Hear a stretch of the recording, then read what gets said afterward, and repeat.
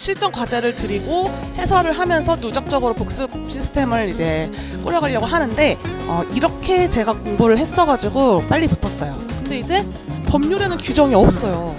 어디에 있냐면은 이 법전을 펴보는 게 무서운 거예요. 그런 분들을 위해서 이제 법전 어떻게 보는 거다, 공부할 때 법전 어떻게 활용하는 거다, 아주 기본적인 것들도 제가 한번 같이 찝어드릴게요. 공부 실력, 뭐 나의 학벌, 뭐 나의 집중력, 뭐 그런 것보다 저는 이제 두 개를 꼽자면, 네, 안녕하세요. 네, 실무 기본 입문 강의 시작하도록 하겠습니다. 네, 오늘 첫 강의 날이고요. 기본적으로 좀 강의를 어떻게 진행해야 될지, 진행해 나갈지 설명 한번 드리고, 그 다음부터 이제 앞으로의 진행 방식에 대해서도 알려드릴게요. 우선 강의 계획서를 한번 같이 보시면, 제 강의 목표 이거 다들 그냥 대충 읽고 마시는데 제가 좀 진지하게 썼어요, 나름. 실전 문제를 풀 거예요. 기본 입문 강의지만 실전 문제를 풀 거고, 왜 그러냐면 저희가 기본서가 이제 이용훈 평가사님 기본서로 진행을 하면서 제 거 서브로 진행을 하는데, 이용훈 평가사님 책에 이제 좋은 게 기출 문제가 실려 있기 때문에 그 단원마다 기출 문제가 실려 있어서 그거를 이제 같이 보면서 맛을 보면서 진행하려고 합니다. 그러니까 어느 정도 아예 노베이스 분들은 좀 따라오시기 버거울 수 있겠지만, 그때는 이제 제가 기출문제 보여드릴 때는 그거를 이제 뭐 패스하셔도 되고, 과감하게 패스하셔도 되고, 개념 설명 위주로만 잘 따라오시면 될 것 같아요. 제가 왜 실전 문제를 풀게 하냐면, 기본 강의 다 듣고, 이제 중급 문제 다 듣고, 뭐 기출 문제 듣고, 이제 그제서야 뭐 하반기 때쯤 기출 문제 시작하면 좀 많이 늦습니다. 네, 많이 늦어가지고, 바로 지금 이제 뭐 4월부터 개강하자마자 제가 문제를 바로 보여드릴 거예요.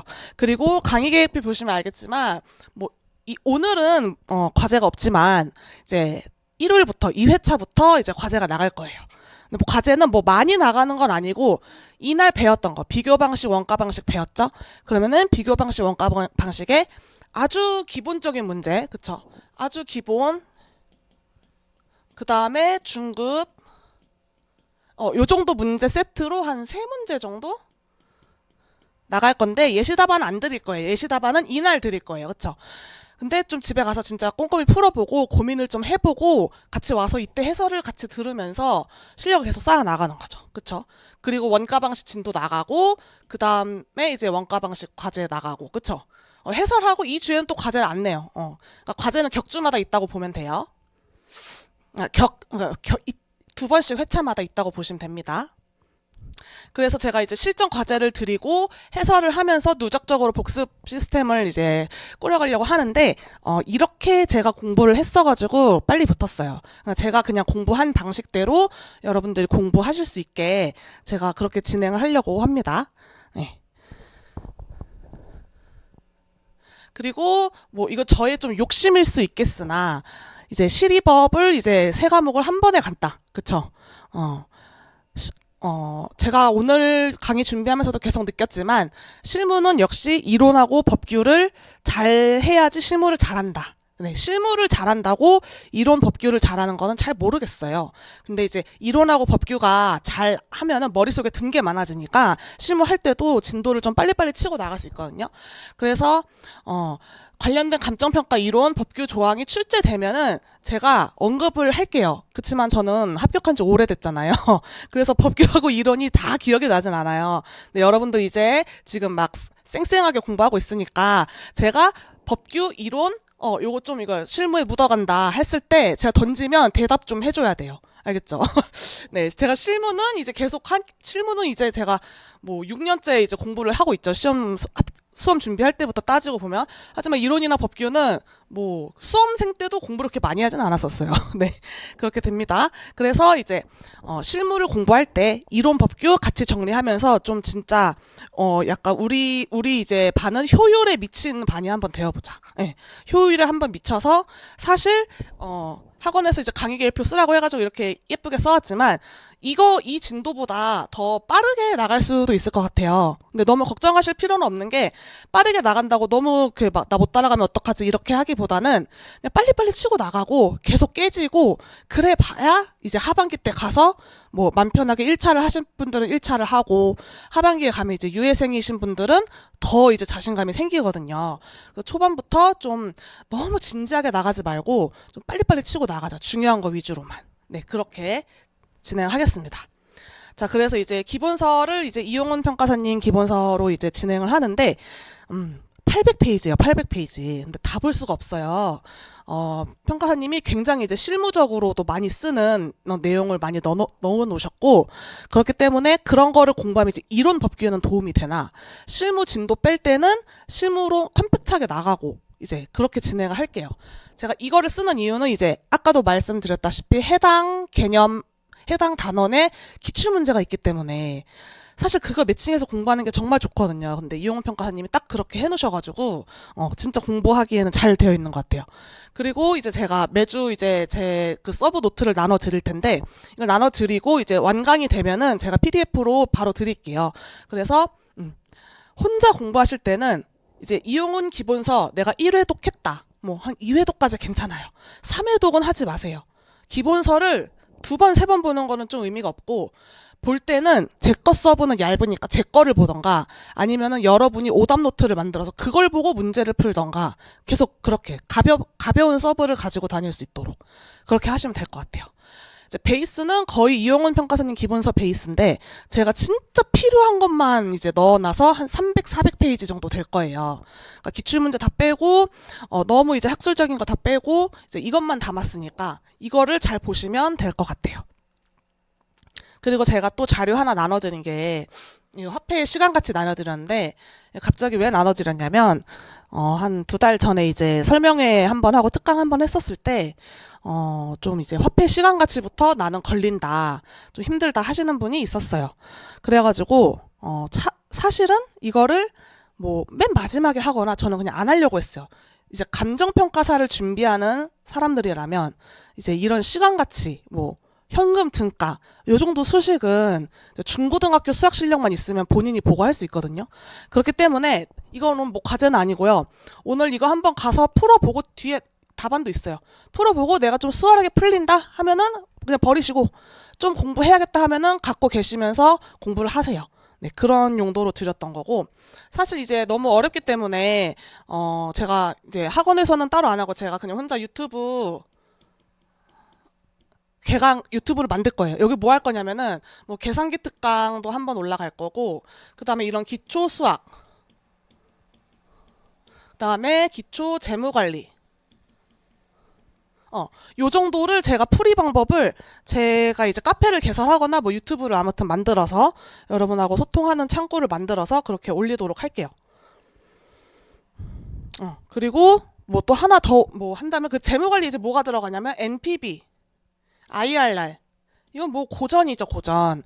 그리고 그 계산기로 우리가 실제 시험에는 안 나오지만 그냥 공부할 때 이거 안 풀리면 좀 기분이 안 좋거든요. 표준 편차나 뭐 분산 이런 거 구하는 거 줄줄줄줄 계산기 쌀집 계산기로 뭐 우리 계산기로 치지 말고 우리 계산기에 가져가서 숫자 넣고 딱 누르면 엑셀처럼 나오는 기능이 있거든요. 그것도 그냥 밥 먹으실 때 심심할 때 유튜브로 한번 보세요. 네. 그 정도 알고 있으면 그냥 좀 심리적으로 그래도 저항감이 덜하니까 그렇게 하시면 되겠다. 그 제일 중요한 거는 뭐 제가 그저께 상담할 때도 말했지만 제일 중요한 거는 이제 뭐 공부 실력, 뭐 나의 학벌, 뭐 나의 집중력, 뭐 그런 것보다 저는 이제 2개를 꼽자면 멘탈과 그 다음에 뭐 체력 관리, 뭐 컨디션,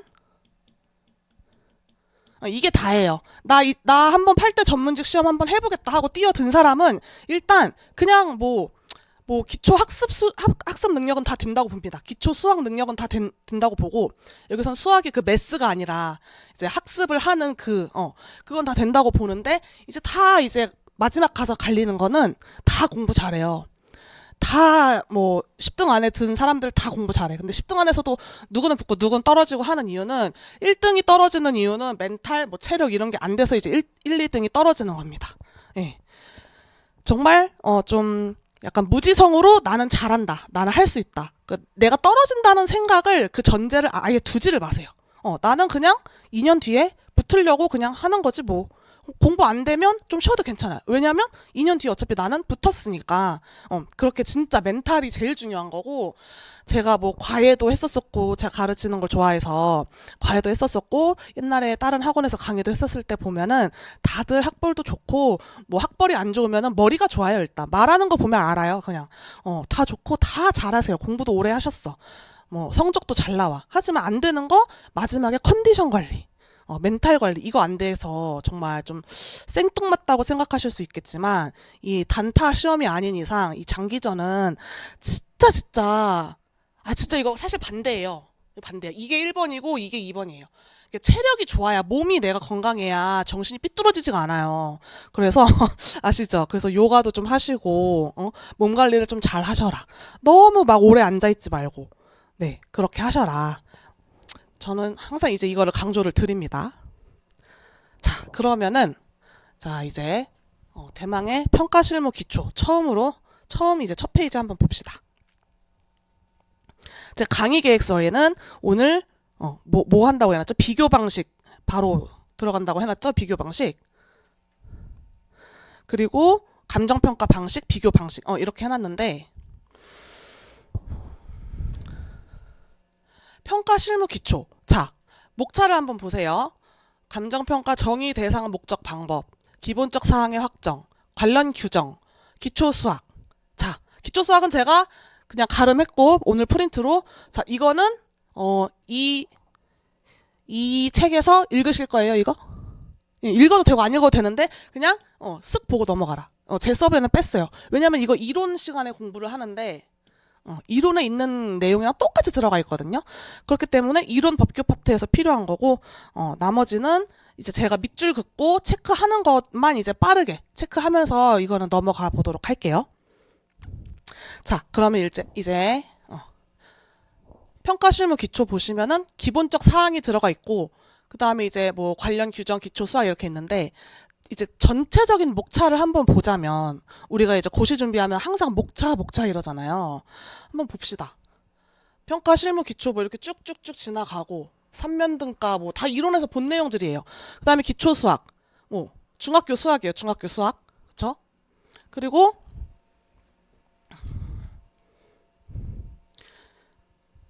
그다음에 토지평가 기초가 나오고요. 그렇죠? 토지평가 기초가 나오고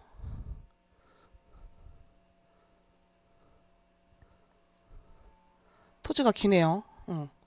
그 다음에 건물평가 기초 나오고 뭐 이런 식으로 가네요. 그쵸? 토지 나오고 건물 나오고. 자, 이렇게 따져서 보면은 우리가 이제 앞장은 그냥 공부하지 마시고 이론 시간에 다 하는 거니까 다 이제 넘어간다고 보시는데, 제가 이제 그래도 그 중에서도 한번 찍고 넘어가야 될 게 있다고 한번 이제 찝어주는 게 한번 같이 보면은 이게 좀 재작년 거라서 약간 여러분하고 페이지가 다를 수 있는데 그냥 똑같아요. 근데 구성은 그냥 여기 한번 봅시다. 여기 3방식 7방법 위에 이 평가 목적에 따른 평가액의 변동 뭐 더 알아보기 이렇게 있는데 이게 더 중요한 것 같아요. 그냥 본문보다는.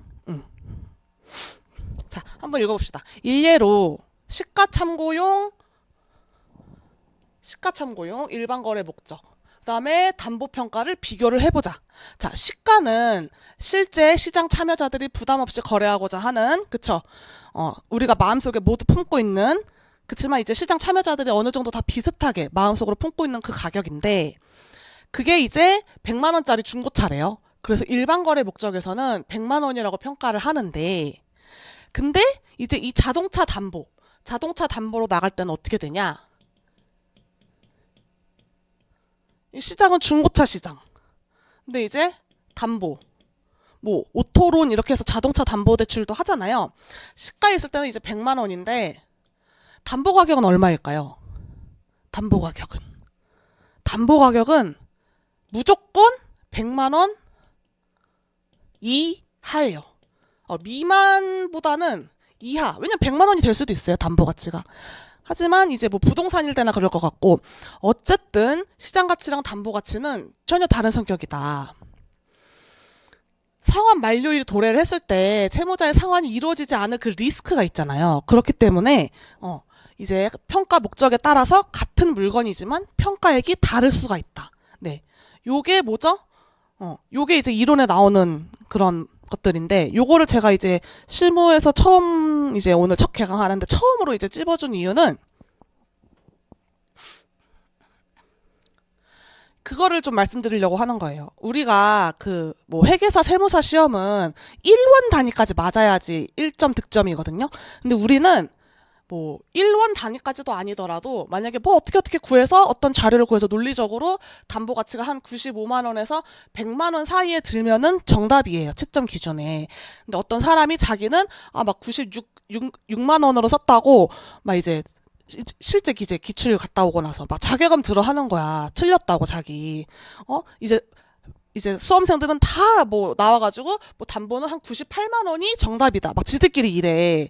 너무 이제 극단적인 거긴 하지만 나는 96점 맞았어. 그럼 난 득점 못하느냐? 아니에요. 득점해요. 이 100만 원, 이 95, 100 이게 중요한 게 아니라 시장은 100만 원인데 중요한 건 내 정답이 95에서 100 사이에 있냐. 혹은 내가 95하고 100을 벗어나지 않았냐. 요게 중요한 거란 말이에요. 그래서 목적에 따라서 이 가격이 달라지니까 어찌됐건 비교를 하자면은 이렇게 얘가 더 커야겠죠. 얘가 크고 작고 지금 목적에 따라서 달라진다. 이게 진짜 실무의 재미이자 이제 지독함이죠. 네. 요런 게 좀 나중에 가서 계속 발목을 잡기 때문에 항상 너무 맹목적으로 보지 마라. 맹목적으로 보지 마라. 변동이 있을 수 있다. 실무할 때 제일 중요한 게 맹목적인 판단 절대 안 돼요. 여러분, 판단여지라는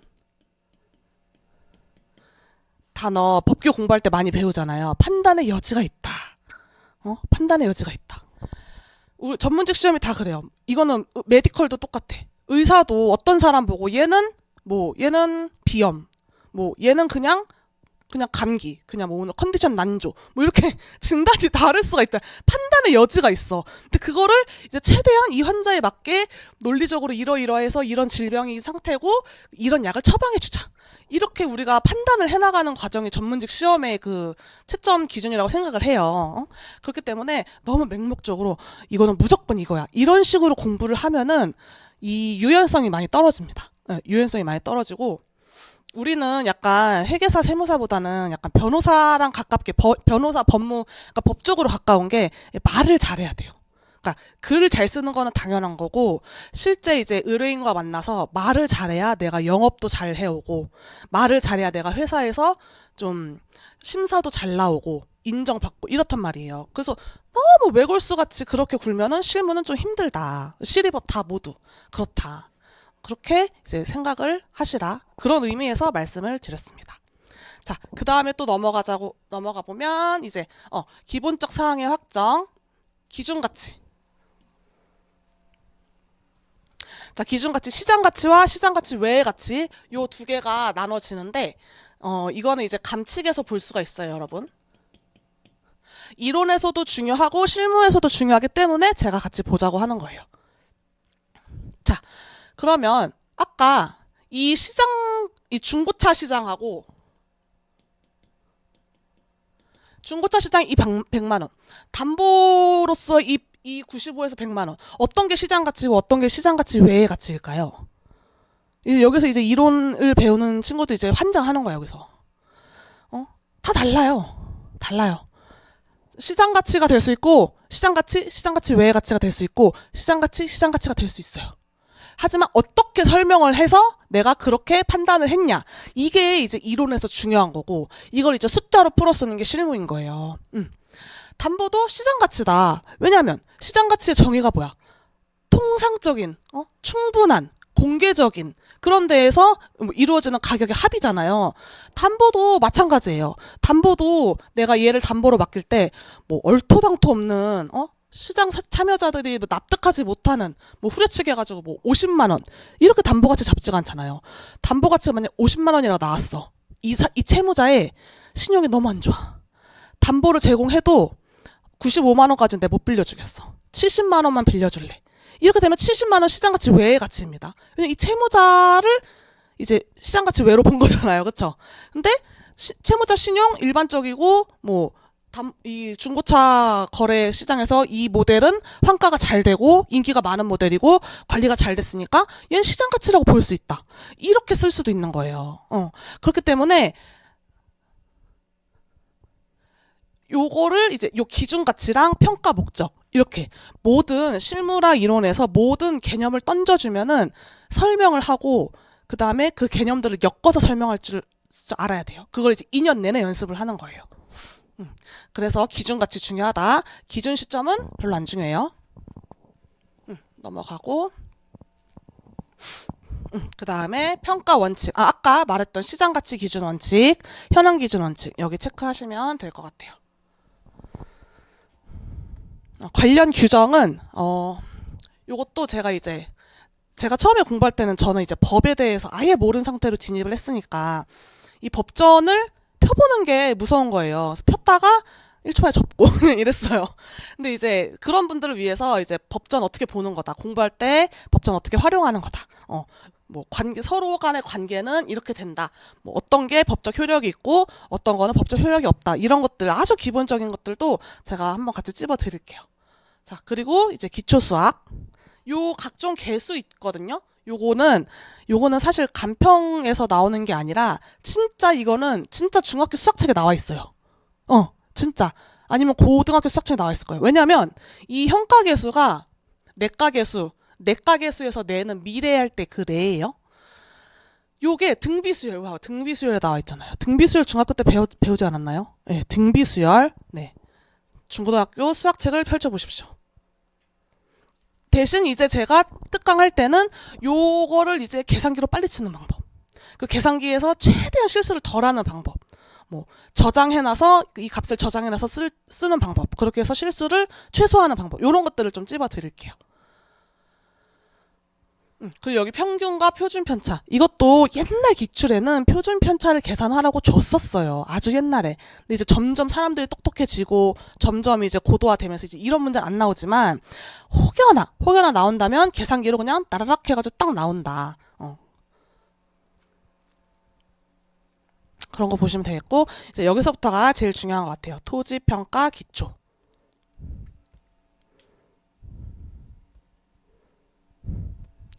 자,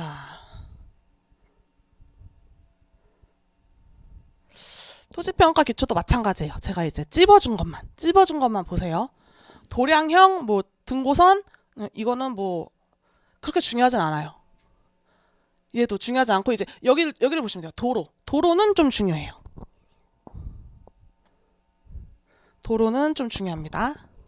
도로를 이제 세 가지로 나누는데 법률상 도로 제일 중요해요. 사실상 도로, 예정 도로. 요렇게 나눠집니다.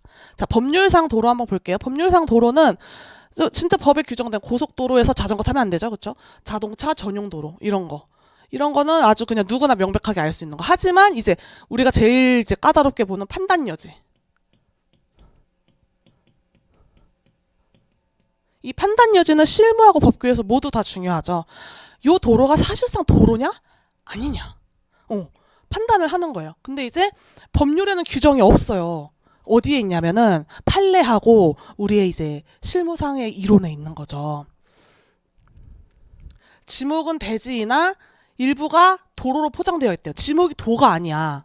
근데 이제 지목은 되고 사실상 진짜 도로로서 기능을 하고 있어요. 그래서 이 소유자가, 이 대지 소유자가 야 여기 너 못 가 하고 펜스 치면서 막으면 안 돼요.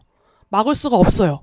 그렇게 되면은 이제 사실상 사도라고 보는 거죠. 이런 거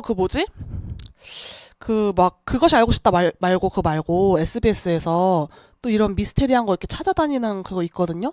평일에 뭐 하는 거? 그거 있는데. 아무튼 그런데 이거 나왔었어요. 사실상 도로가. 약간 이제 공장 부지로 올라가는 길인데 지목은 잡종지예요. 잡. 근데 이제 자기가 이제 상속을 이렇게 정리를 하면서 보니까 한 50대 아저씨인데 이거는 내가 물려받아서 이제 내 땅인데 그냥 막 여기 덤프트럭 지나다니고 막 개, 뭐 사람, 뭐 짐짝 다 막 늘어놓고 이러고 있으니까 이 아저씨가 화가 난 거야. 화가 나서 거기 앞에 이제 그 뭐 펜스를 쳤어요. 못 돌아다니게. 근데 이제 그러면 이제 그 공장에 출근하는 직원들이 멘붕이 온 거야. 그래서 공장에 출근하는 직원들 20분을 이렇게 돌아서 막 다녔대요. 그래서 이제 빡이 친 거지. 빡이 쳐가지고 뭐 구청에다가 민원 넣고 하다가 실제로 진짜 소송까지 갔었대요. 그래서 그 방송에서도 말미에는 과연 누가 이길까요? 이러고 끝났어요. 네. 그게 이제 그런 걸 우리가 이제 도와주려고 그런 전문가가 되려고 우리가 공부를 하는 거죠. 그래서 토지할 때 도로는 중요하다. 도로는 중요하다. 예정도로 도시계획시설 도로로 결정되어 있어서 현재는 공사 중에 있는 도로예요. 아직 그 건설 공사를 착수하진 않았는데 이제 법에 따라서 그 구청 홈페이지에 가면은 고시가 떠요.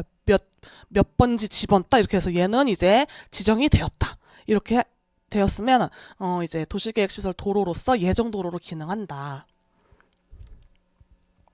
사실 이 문제는 뭐 29회였나? 기출에도 이거는 한 2번 정도 나왔었어요. 반복해서. 그러니까 중요하죠. 그리고 이런 것들은 제가 넘어가는 것들은 거의 다 이 부분은 감관법에 있어서 제가 넘어가는 거예요. 감관법에 있어서. 뭐 대지와 도로의 관계 이것도 다 감관법에 있는 거고 그래서 너무 이렇게 꼼꼼하게 보실 필요는 없다. 그리고 이제 이 환지 예정지가 여기 이 두꺼운 책의 환지 예정지에 대한 부분이 여기에만 나와 있고 사실 뒤에 그 도시개발 할 때 좀 나와야 되는데 안 나와 있거든요. 근데 환지 같은 경우는 이제 제가 이 책에 또 따로 정리를 해놨으니까 아무튼 간에 이 책을 1회독 뗐으면은 이제 공부할 때는 서브 얇은 거를 들쳤다가 덮었다 이렇게 해서 보시는 겁니다. 네. 환지 중요합니다. 환지도 쳐놓고 지금은 배울 건 아니지만 토지 평가할 때 환지가 중요하다. 대지 면적은 넘어가시고 그 다음에 이제 1단지. 1단지는 이론에서도 중요하고 뭐 실무에서도 당연히 중요하죠. 그 이론 진도 좀 나가셨나요? 아예 안 나가셨어요? 아예 처음이에요? 그러면은 이거 보세요.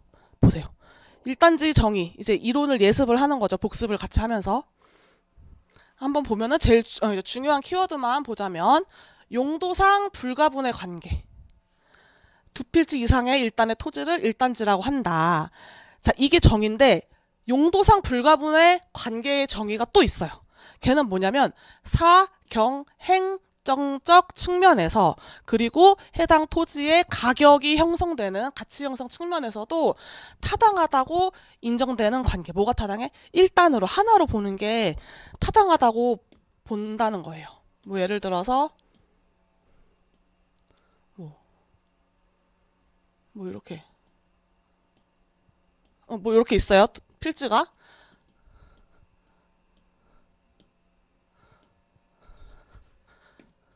어떤 사람이 이 A 필지 소유자가 이 옆에 있는 B 필지를 샀어요.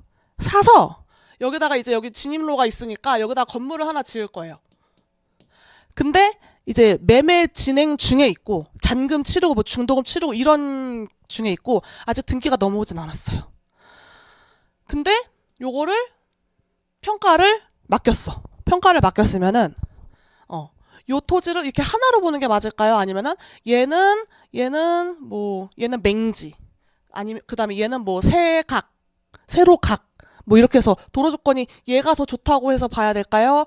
아니면은 그냥 같은 세각이다라고 해서 봐야 될까요? 벌써 이제 이렇게 많이 덧칠해진 거 보니까 벌써 이제 난감한 거 하다는 거죠. 네.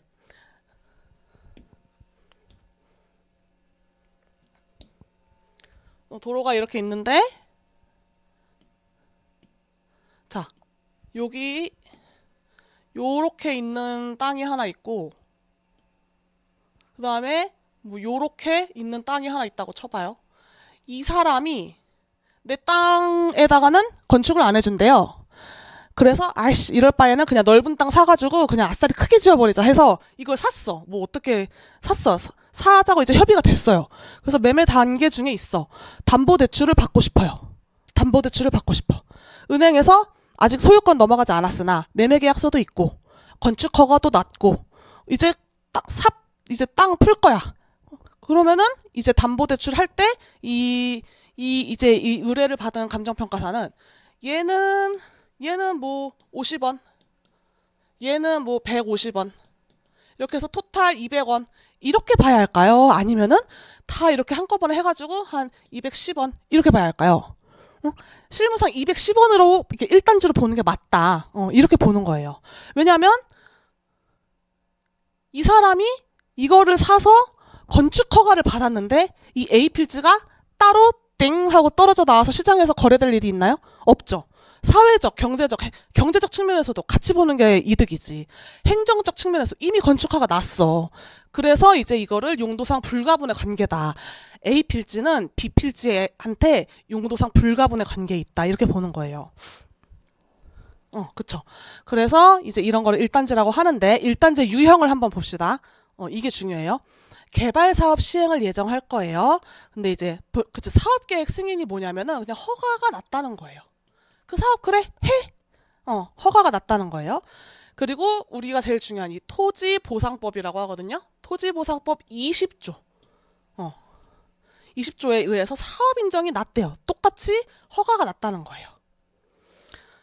이런 게 있다. 그러면은 여러 필지가 있어도 다 그냥 1필지로 한 필지로 본다. 두 번째. 두 필지 이상의 토지에 하나의 건축물이 건립되어 있거나 건축 중에 있다. 방금 제가 예시로 든 거. 요런 거. 건축 허가를 받고 공사를 착수했다. 공사 착수하지 않아도 건축 허가 났고 소유권이 넘어갔으면 1단지로 볼 수 있어요. 막 건축 허가가 안 나서 막 1단지가 아니야. 막 공사 착수가 안 해서 1단지가 아니야. 막 이런 건 없어요. 항상 모든 조건들을 다 따져보고 판단하는 겁니다. 당연히 아파트 부지는 당연히 1단지로 보죠. 골프장 용지도 하나의 1필지라고 봅니다. 아파트 부지 안에 있는 도로 있잖아요. 그거는 도로예요? 뭐예요? 그 도로로 쓰지만 사실상 아파트 주민들의 사유재산입니다. 그렇죠? 대지예요, 대지. 네. 그래서 뭐 그런 경우도 있잖아요. 아파트에서 이제 도로에서 뭐 킥보드하고 뭐 자동차하고 사고가 났다.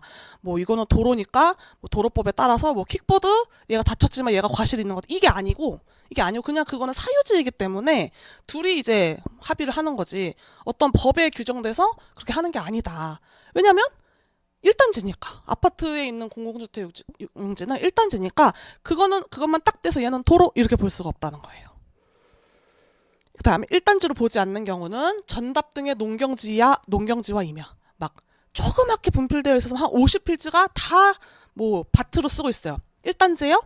아니에요. 일단 사회적, 경제적, 행정적 측면에서 1단으로 보는 게 맞지 않아요. 그쵸? 그다음에 뭐 밑에 이런 거 보면 다 똑같아요. 뭐 조경, 수목, 재배지, 뭐 간이 체육 시설 용지, 간이 창고 이런 거 왜 해놓냐면 그 땅을 그냥 놀리기가 싫어서 임대료 받고 일시적 여기 밑줄 주세요. 현재 이용이 일시적인 이용 상황. 일시적인 이용 상황으로 인정될 때 여러 필지가 있어도 1단지로 보지 않습니다. 자, 그렇죠. 1단지 판단 기준 한번 볼게요. 자, 감칙 실무 기준은 이제 강행 규정이 아니죠. 막 이렇게 헌법에서 막 이렇게 뭐 법률적으로 판단할 때 뭐 위법이다, 불법이다 뭐 이렇게 되는 그런 효력이 있는 게 아니라 우리의 그 지침이에요. 업무 지침. 근데 여기서는 이제 또 구체적이지도 않아. 그러면은 얘보다는 유권 해석 판례를 더 따라간다. 뭐 이런 얘기예요. 뭐 하나씩 보자면 재결예 이렇게 되어 있죠. 각 필지별로 경작이 가능해요. 개별적으로 따로 떼서 팔 수가 있어. 그래서 농경지, 하나의 거대한 농경지라고 해도 용도상 불가분의 관계는 아니다. 따로 떼서 팔 수 있잖아요. 그 다음에 대법원 판례를 보면은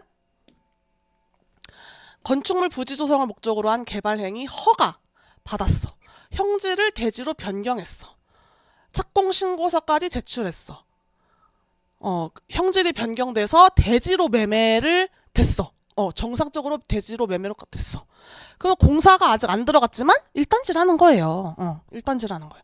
현실적 이용 상황을 대지로 평가를 해라. 이미 샀는데 뭘 또 시장에서 거래될 일이 없잖아요. 따로따로. 자, 그 다음에 이제 요 판례는 좀 별표. 요거는 중요합니다. 법규에서도 많이 중요해요.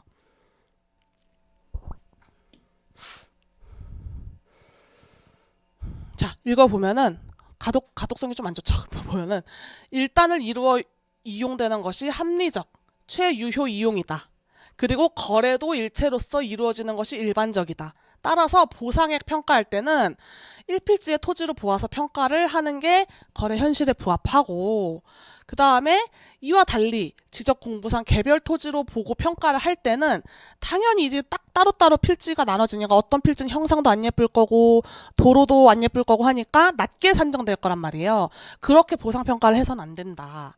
그리고 소유자도 다 동일하고, 그 다음에 용도 지역 지목도 동일하고, 수용 재결 당시에는 나대지의 상태로 이를 함께 이용하는데 아무런 장애가 없었고, 별개로 이용할 때 오히려 더 불리하고 효용이 떨어진다. 근데 함께 이용할 경우 가로 장방형으로 개선이 된다. 그렇기 때문에 뭐 이런 거 중요하지 않고, 그렇기 때문에 뭐 이렇게 보이는데, 만일 각 토지의 복층 건물을 뭐 별개로 신축해서 뭐 이용 가능하나, 뭐 복층 건물의 신축 자체가 곤란할 것으로 보이는지 넘어가고, 앞서 본 사정 등에 비추어 일단을 이루어 함께 이용될 것이 확실시되고 거래도 일체로서 이루어진다고 보이면, 종전에는 소유자도 다르고 이 필지 위에는 이 건물, 이 필지 위에는 이 건물 이렇게 별개로 이용되었다고 하더라도 아까 수용 당시에는 나대지 상태였대잖아요. 나대지로 정상 상태가 되었다고 하고, 그렇기 때문에 이 원고가 건물을 취득한 다음에 부정형으로 형상이 불리하니까 합병을 해서 건물을 신축을 했어.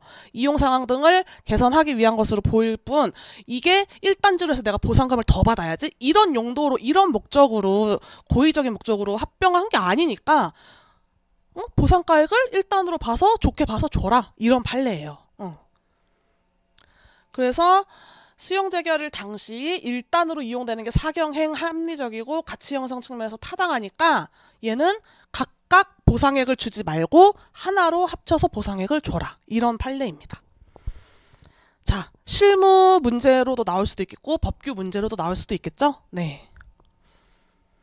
그래서 1단지는 이제 뭐 단골 논점이에요. 공부상 지목 이거 넘어가시고, 공법상 제한도 넘어갈게요. 중요한데 감감법에서 다 하시기 때문에 감감법 가서 배우셔도 되고, 실무 문제풀이, 실전 문제풀이 하는데 그렇게 뭐 중요하지 않습니다. 문제풀이 하면서 배워도 상관없어요. 이것도 넘어가고, 자, 이제 건물평가.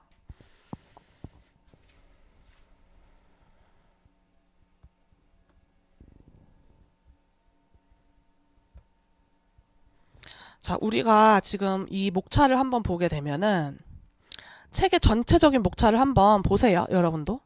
나와 있나?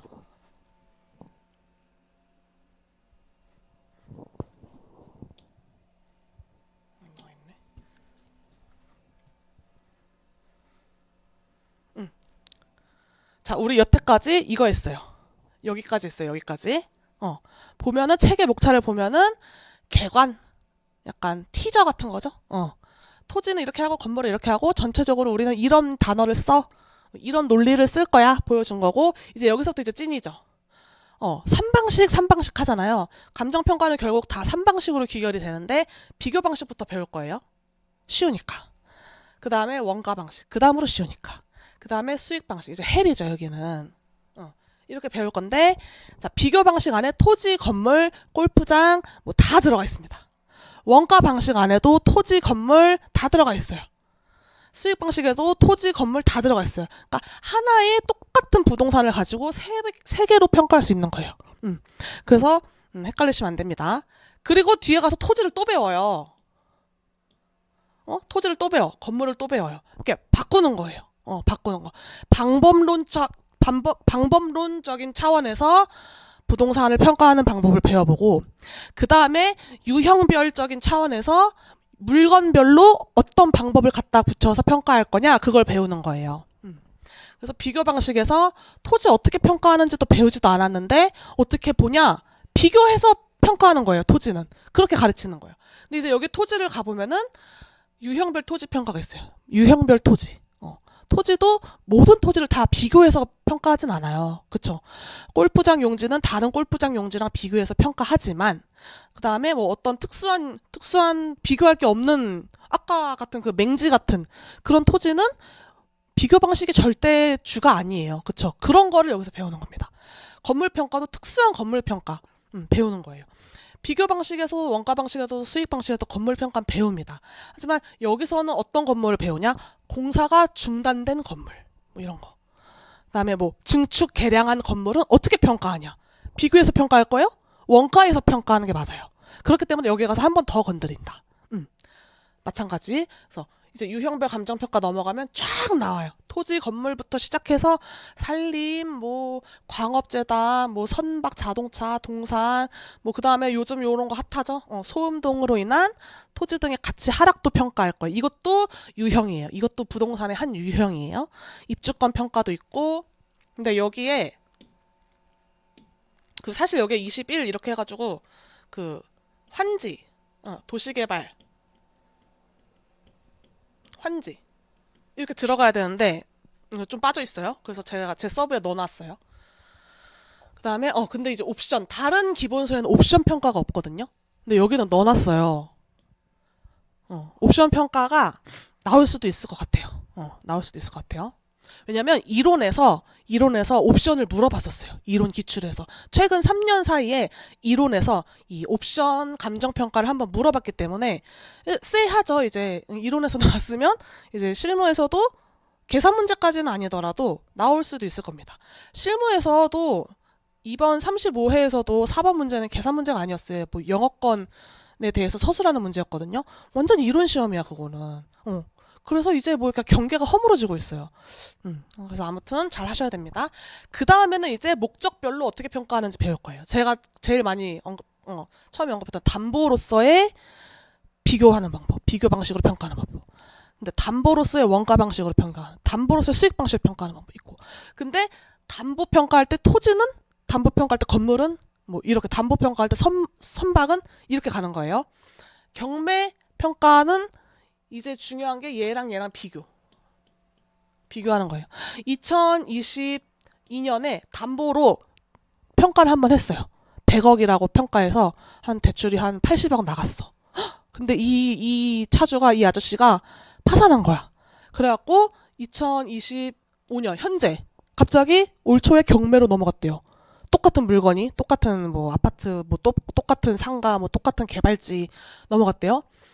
시간은 3년이 흘렀고 지가 변동은 거의 없었어요. 지가 변동이 거의 1.0000이야. 지가 변동이 없었어. 아주 낙후된 지역이었나 봐요. 그래서 뭐 수익성도 잘 안 났고 뭐 그래서 아무튼 디폴트가 나서 경매로 넘어갔어요. 이때 3년 전에 했던 평가랑 똑같이 하면은 물론 당연히 안 되겠죠. 당연히 안 되겠고 그 다음에 평가 방식도 다르고 확인해야 할 사항들도 다르고 그래서 얘네는 꼭 묶어서 비교해서 같이 공부해라. 그다음에 이제 정비 사업부터는 이제 또 목적이 달라지죠. 여기서부터는 이제 어떤 목적이에요? 여기서부터는 이제 공적 목적이죠. 공적 목적. 공적 목적으로 정비 사업할 때 국공유 재산, 택지비, 과세 뭐 이렇게 갑니다. 그다음에 요거는 그렇게 중요하진 않아요. 소송 평가도 그렇게 중요하진 않아요. 요게 이제 대빵 중요하죠. 보상 평가. 보상 평가 중요하고 이제 요것도 중요합니다. 요것도 중요해요. 이거 제일 어려워서 마지막으로 빼놓으신 것 같아요. 이것도 중요합니다.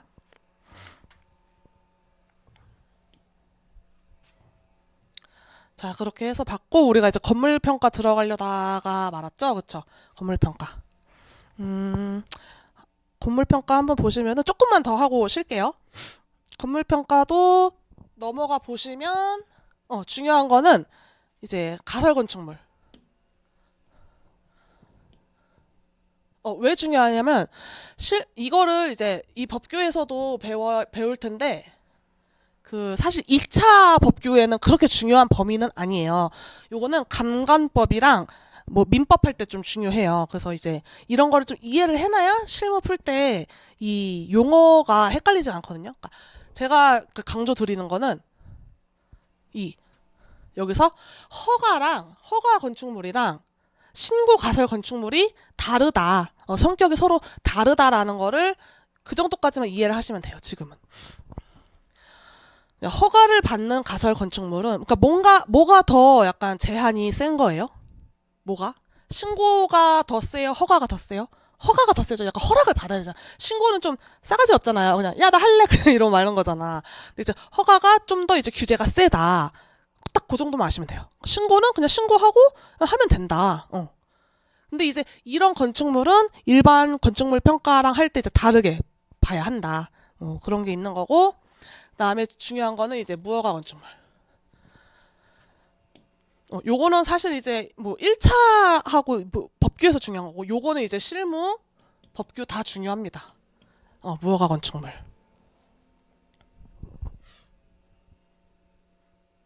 자, 비적법 건물의 유형이라고 한대요. 비적법, 적법하지 않다. 자, 사유가 세 가지가 있는데 허가를 안 냈어. 허가를 안 내고 그냥 지어버렸어. 근데 이제 그럴 때 담보물로서 감정평가를 할 수가 있느냐? 할 수가 있다면 허가를 받은 정상적인 건물에 비해서 얼마나 감가해야 하냐? 이게 이슈가 될 거고 사용 승인이 안 났어. 사용 승인이 안 나는데 곧 날 거야. 곧 날게 확실시 되어 있어. 그럼 어떻게 평가하지? 무허가 건축물이 있는데 불법인가? 이런 게 있을 거고. 근데 사용 승인한 지 뭐 경과 연수 보면 아주 오래됐어. 사용 승인이 안 난 지가 너무 오래된 거예요.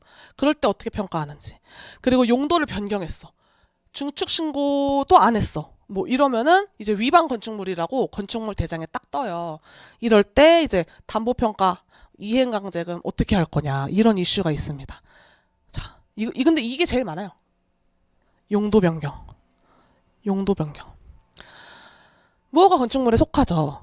예를 들어서 근생으로 허가가 처음에 났었어요. 근생으로 허가가 났었는데 얘를 그냥 뭐 오피스텔 뭐 다세대 빌라 해가지고 그냥 월세를 내가 줬어요. 현재 사용은 주택이죠. 근데 내가 돈이 없어서 요걸 담보로 대출을 받고 싶어. 근데 이제 은행 아저씨가 딱 이 건축물 대장을 떼봤더니 노랗게 위반 건축물이라 적혀 있을 거거든요. 근데 담보 대출 해줘요. 돈 해줘요. 까지 않고 그렇게 많이 감액하지도 않고 아예 감액하지 않거나 그렇게 까줍니다. 실무상 그렇게 해줘요. 우리 과목이 이름이 웃긴 게 실무잖아요. 실무상 사실 이제 수업 목적상하고 실무상하고 구분이 돼야 되는데 우리 과목은 좀 이상한 것 같아요. 담보 해줍니다. 담보 대출 해줘요. 근데 처음에 주택으로 허가가 났어요. 내가 이거를 개조해서 그냥 카페로 쓰고 있어. 뭐 근생으로 뭐 슈퍼로 쓰고 있어. 미용실로 쓰고 있어. 얘는 담보 절대 안 내줍니다. 왜 그러냐면 이제 여러분이 감감법 할 때 배우실 텐데 여기 있다. 이렇게 건축물을 분류를 하잖아요. 근데 이제 하위에서 상위로 변경할 때 이렇게 변경할 때는 뭐래요? 허가를 받아야 된다. 허가를. 그러니까 주거에서 근린으로 바꿀 때는 허가를 받아야 돼. 그러니까 맘대로 카페로 개조해서 쓸 수가 없어요. 왜 그러냐면 주택으로 허가받았을 때는 이거 옛날에 구해조험주에서 정동민이 얘기해줬었을 때 되게 웃겼는데 근생으로 허가를 받으려면은 땅 밑에 정화조를 되게 더 깊게 파야 된대요. 왜냐면 하루에도 수십 명의 사람이 와서 똥을 싸니까. 근데 주택은 아니잖아요. 그렇기 때문에 얘는 더 빡센 거야. 주택으로 지어졌으면 주택으로만 써야 되는 거예요. 안 그러면은 여러 사람이 와가지고 이제 큰일 난다, 이제 더러워진다 이거죠. 근데 이게 만약에 바꿔서 근생인데 주거로 쓴다. 아무 상관없어요.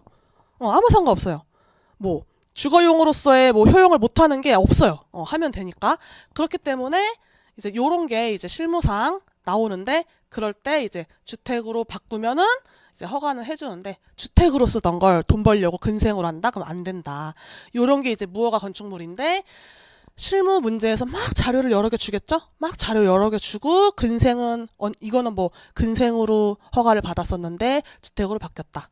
근데 비슷한 건물 옆에 있는 다른 호수는 뭐 주택으로 허가를 받았는데 뭐 근생으로 썼다. 두 개의 가격을 이제 산출하시고 뭐 이렇게 나올 수도 있을 거고. 그쵸? 이행강제금이 적어요.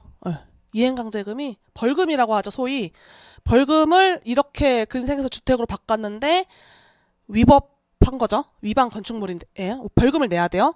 벌금을 내요. 그 건물주 소유자가 죽을 때까지 내요. 그래도 월세가 더 크니까. 네, 그렇게 됩니다. 하지만 이렇게 하면은 두드려 맞습니다. 네, 두드려 맞아요. 네. 담보도 안 나오고 아무런 그런 법적으로 효력을 가질 수가 없어요. 네. 자, 그 다음에 여기 넘어가고 건축 면적 이런 것도 넘어가고.